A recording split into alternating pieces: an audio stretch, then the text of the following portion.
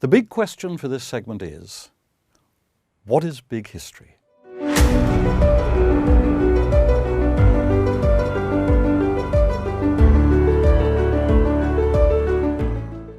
This is a course in big history. So, what is big history?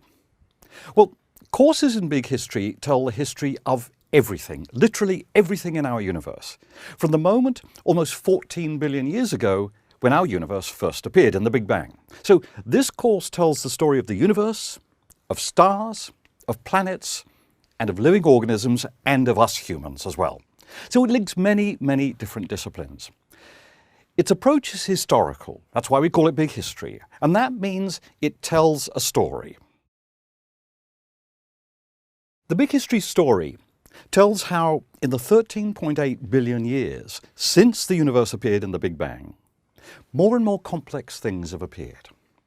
Now, the early universe was fairly simple, but then slowly less simple things appeared, from stars to planets to living organisms, bacteria at first, and then eventually to humans, and to modern human societies. The global society we live in today, connected electronically through the web and mechanically by ships, cars and planes, is in fact one of the most complex phenomena we know of in the entire universe. Big history is a new field for teaching and research. It's a new discipline, if you like. It's been made possible by the rapid evolution of scholarship in many different fields, and in particular of dating systems in the last 50 years. 50 years ago, I couldn't have told you with any precision when the universe appeared or when life appeared on Earth. But since the 1950s, scientists in many different fields have developed a whole range of new techniques for dating events in the distant past without relying on writing. Many of them are based on radioactive breakdown. Now, you're going to learn more about them later in the course. And these dating systems provide the timelines and the chronology that we're going to use in this course. Big history courses are all about connecting knowledge, connecting different disciplines so that you can see the synergies between them. So this course will bring together knowledge you may have encountered in many different disciplines, from physics to chemistry to astronomy to geology to biology and human history. And what it'll do is show you that there are many, many powerful connections between the disciplines, connections you may not have seen before. One way of thinking about big history is to think of it as a sort of origin story, a modern, science-based origin story. And that means that, in a sense, big history is not really that new, because we know that all human societies have told origin stories. Origin stories are stories that try to embrace almost everything. They're stories about the whole of space and the whole of time. And we know that there are origin stories embedded within all the great religious traditions. These stories really matter. And they matter because they offer sort of cosmological maps of the whole of space and time. And those maps, what they do is they help us place ourselves in space and time. So they tell us what, who, and when we are. And that means they're full of meaning. After all, mapping is very close to meaning. But there's also a sense in which this origin story is different from most earlier origin stories. One reason for saying that is that it's the first global origin story. Most origin stories have their roots in particular cultural or religious traditions. This one should work as well in Beijing as in Boston or anywhere else in the world. But this story is also scientific. That is to say, it's based on a vast amount of information, much more than any earlier origin story. And that information and the ideas we use to hold it together come from many, many different cultures. Well, by now you may be wondering, is it really possible to tell a coherent, rigorous story that crosses all these disciplines? After all, it's not something that's normally done. Is it really possible? Well, the answer is yes. And that's the story we're going to tell in this course. Okay, I've said we can tell a storyline, a good story, that covers 13.8 billion years and the whole history of the universe. Why am I so confident? Well, we've seen one or two reasons already. First, we now have a great timeline, a chronology. We can give dates to this story, so the story has shape, and it's based on the new dating techniques developed in the last 50 years. Second, we have a great storyline. That storyline is the appearance of more and more complex things in the universe, despite the second law of thermodynamics. Now let me explain that. One of the fundamental laws of physics is the second law of thermodynamics, and that seems to be telling us that the general tendency of the universe is to get simpler.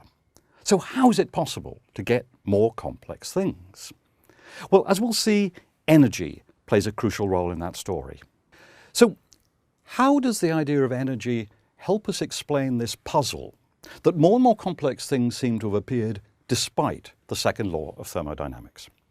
Well, as long as the universe is not perfectly disorganized, there will always be slight differences, slight gradients, and that means that energy will flow.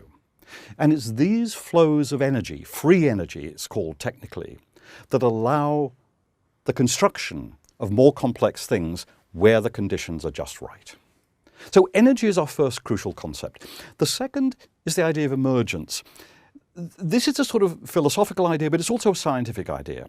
And what it's telling us is that sometimes where the conditions are just right, bits and pieces, components can assemble themselves to form something new, something with entirely new qualities. This is emergence. So to give an example, there was a time when there was no life in the universe. Then there was a time when there was. Life seems to have entirely new qualities. So when these new things appear, it always seems magical. That is emergence. The third crucial idea is Goldilocks conditions. You'll remember the story of Goldilocks. The porridge was either too hot or too cold until finally she found a bowl of porridge that was just right. So Goldilocks conditions are conditions that are just right for the emergence of more complex things. So for example, we can ask about our early Earth. What were the Goldilocks conditions that allowed life to appear early on the Earth? And the fourth crucial concept is that of thresholds of increasing complexity. And we'll talk about 8 of these thresholds. These thresholds are moments in the story when something new emerges, something new is created, when some vital component of our story fell into place. These 8 thresholds will provide a sort of skeleton that will hold our story upright. These 4 ideas, energy, emergence, Goldilocks conditions, and thresholds, all belong together. They all frame our story. Energy is what allows the creation of more complex things in a simple universe. Goldilocks conditions are the perfect conditions that allow something new to appear. When that thing appears, say life, we call it emergence. Something new has emerged. And the thresholds, the 8 major thresholds, describe the moments at which something new appears. Now we're going to focus on 8 major thresholds, but you need to be aware that there have been lots of thresholds like this. So you'll also see in this course lots of minor thresholds of increasing complexity. I hope that by now you've got some sense of what big history is. Big history surveys the whole history of the universe. It's a very new discipline.